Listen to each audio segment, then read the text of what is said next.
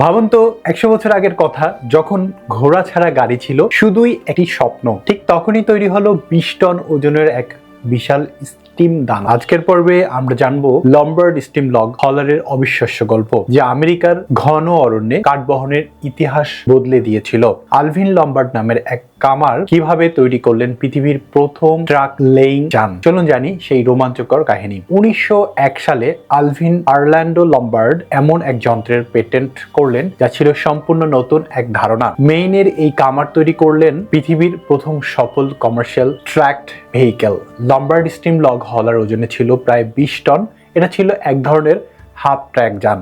সামনে স্টিয়ারিং এর জন্য স্ক্রি আর পেছনে চলার জন্য কন্টিনিউয়াস ট্র্যাক। সেই সময়ে মেইনের ঘন অরণ্য থেকে কাঠ বহন করা ছিল অত্যন্ত কঠিন কাজ। ঘোড়ায় টানা স্লেজ আর মানুষের শক্তি ছাড়া কোনো উপায় ছিল না।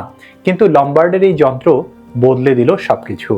স্টিম ইঞ্জিনের শক্তিতে এটা চলতো বরফে ঢাকা পিচ্ছিল রাস্তায়, গভীর অরণ্যের ভেতর দিয়ে। 1903 সালে প্রথম যন্ত্রটি বিক্রি হলে একটি কাঠ কোম্পানির কাছে, আর তারপরই অর্ডারের স্রোত শুরু হয়ে গেল। কিন্তু বন্ধুরা, এই বিশাল যন্ত্রটি চালু করা ছিল সবচেয়ে বড় চ্যালেঞ্জ। কিভাবে শুরু করতেন 20 টনের স্টিম বয়লার? এর পিছনের কৌশলটা শুনলে আপনিও অবাক হবেন। লম্বার্ড স্টিম লগ হলারের সবচেয়ে কৌতূহল দিক ছিল এর স্টার্টিং প্রসেস। স্টিম ইঞ্জিন চালু করা কোনো সুইচ টিপলেই হতো না। প্রথমে বয়লারে আগুন জ্বালিয়ে পানি ফুটিয়ে বাষ্প তৈরি করতে হতো যাতে সঠিক প্রেসার আসে। এই প্রক্রিয়ায় লাগতো ঘন্টার পর ঘন্টা। যন্ত্রটি ডিজাইন ছিল অনন্য। প্রথম মডেলগুলোতে অপাররাইট বয়লার আর দুটো অপাররাইট ইঞ্জিন ছিল, কিন্তু পরবর্তীতে এগুলো হরিজন্টাল করা হয়। এটাকে বলা হয় স্যাডল ব্যাক, কারণ ওয়াটার ট্যাঙ্কটি বয়লারের উপর ঝুলন্ত অবস্থায় থাকতো। 14 মাইল পার স্পিডে চলতে পারত এই যন্ত্র, যা সেই সময়ের জন্য ছিল সত্যিই অবিশ্বাস্য। লম্বার্ড 1899 সালে প্রোটোটাইপ তৈরি করেছিলেন, কিন্তু কমার্শিয়াল প্রোডাকশন শুরু হয় 1903 সাল থেকে। আচ্ছা, এই যন্ত্র কি শুধু কাঠ বহনে সীমাবদ্ধ ছিল? না, এটার একটা লুকানো উত্তরাধিকার আছে যা আজও আপনার জীবনে সরাসরি প্রভাব ফেলছে। সেই অবিশ্বাস্য সংযোগটা কি জানেন?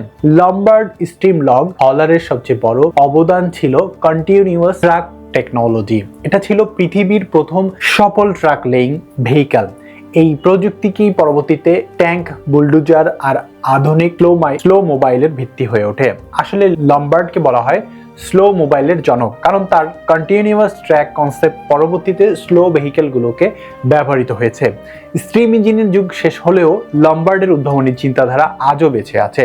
প্রতিটি ট্র্যাকড ভেহিকেলের মধ্যে মেইলের জঙ্গল থেকে শুরু করা সেই যাত্রা পুরো বিশ্বের ট্রান্সপোর্টেশন হিস্ট্রিকে চিরতরে বদলে দিয়েছিল।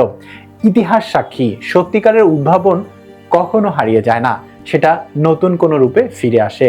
লম্বার্ডের সেই বিশাল স্টিম দানব আজ জাদুঘরে থাকলেও তার চিন্তাধারা আজও চলছে কোটি কোটি যন্ত্রের চাকায়। আমাদের চারপাশের সাধারণ জিনিসগুলোর পেছনেও এমন অসাধারণ সব গল্প লুকিয়ে থাকে, শুধু জানার চোখটা খোলা রাখতে হয়।